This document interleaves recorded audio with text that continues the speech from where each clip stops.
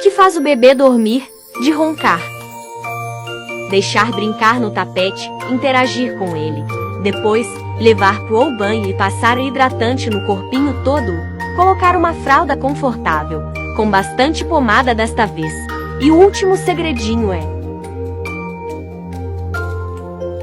dar mamadeira quentinha até ele não querer mais, porque vai dormir na hora. Siga para mais dicas e segredos e faça o teste.